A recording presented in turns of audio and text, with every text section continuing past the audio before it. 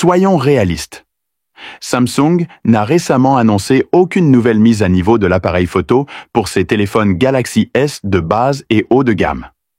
En fait, la société continue d'utiliser le même ancien capteur ISOCELL GN3 depuis le lancement du Galaxy S23. Cependant, les choses pourraient commencer à s'améliorer avec le Galaxy S26 l'année prochaine. Certes, il est encore tôt et rien n'a encore été finalisé, mais grâce à une nouvelle fuite de l'équipe du Galaxy Club, nous avons de quoi nous enthousiasmer. Le Galaxy S26 de base serait enfin doté d'un nouveau capteur photo ultra large. Maintenant, avant de vous enthousiasmer, il s'agira toujours d'un capteur de 50 mégapixels, tout comme le GN3. Mais voici la partie intéressante. Ce n'est pas le même capteur. Même avec la même résolution, ce capteur semble différent et peut-être meilleur. Nous pourrions envisager une meilleure gestion de la lumière, des détails plus nets ou simplement un meilleur traitement de l'image en général. Il faudra attendre et voir. Les détails sont encore très rares, mais il semble que le nouveau capteur fera partie de la famille ISOCELL GN de Samsung. Il pourrait s'agir d'une pièce complètement nouvelle qui n'a pas encore été annoncée. Ce serait génial. Et si Samsung s'en tient à sa formule habituelle, nous pouvons probablement nous attendre à la même mise à niveau de l'appareil photo pour le Galaxy S26. Plus également, si le modèle Plus survit jusque-là. Oui, cette vieille rumeur selon laquelle Samsung annulerait la variante Plus est de retour. Cette fois, les gens disent qu'il pourrait être remplacé par quelque chose appelé le Galaxy S26 Edge. Si cela se produit, ce nouveau capteur impressionnant de 50 mégapixels ne sera peut-être trouvé que dans le S26 de base. Je suppose que nous devrons attendre et voir comment les choses évoluent. D'une manière ou d'une autre, il semble que Samsung soit enfin prêt à abandonner l'ancien capteur GN3, du moins pour le modèle de base.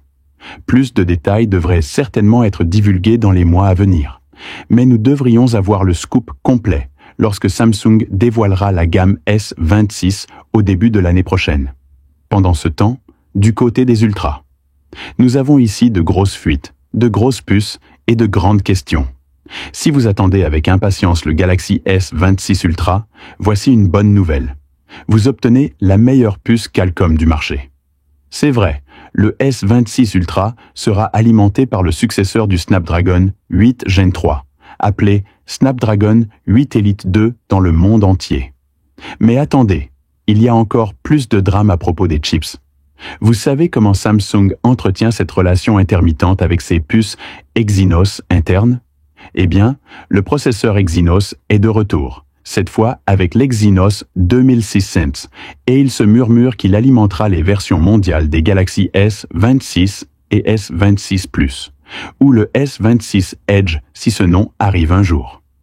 Tous les modèles américains, japonais, sud-coréens et chinois utiliseront le processeur Snapdragon comme d'habitude. Mais voici une surprise. Contrairement à 2024, il n'y aura pas d'édition spéciale Snapdragon Galaxy S10 cette fois-ci. C'est parce que la version de Samsung, basée sur son propre processeur SF2, ne sera pas prête avant le second semestre 2026. Elle devrait plutôt apparaître dans les Galaxy Z Fold 8 et Flip 8. Alors, quelle est la signification de ce changement dans le processeur ? Eh bien, tout est une question de fabrication. Le Snapdragon 8 Elite 2 standard est fabriqué par TSMC Taiwan, tandis que la future version Galaxy sera fabriquée par Samsung Foundry. Ces puces, bien que techniquement similaires en termes de nom, sont construites différemment. Le coût est également important. Les puces 3 nanomètres avancées de TSMC et leur prix devraient probablement augmenter. Donc, si Qualcomm et Samsung peuvent économiser de l'argent avec le processus SF2 de Samsung, vous pouvez être sûr qu'ils suivront cette voie lorsque la technologie sera prête. Si tout cela fonctionne, nous assisterons au lancement de la première gamme Galaxy avec 3 chipsets différents. C'est sauvage. Alors, que pensez-vous du plan de jeu de Samsung pour la série Galaxy S26 ? La nouvelle mise à niveau de l'appareil photo 50 mégapixels est-elle suffisante pour vous enthousiasmer ? La stratégie de découpage est-elle judicieuse ou est-elle simplement déroutante ? Laissez vos pensées dans les commentaires.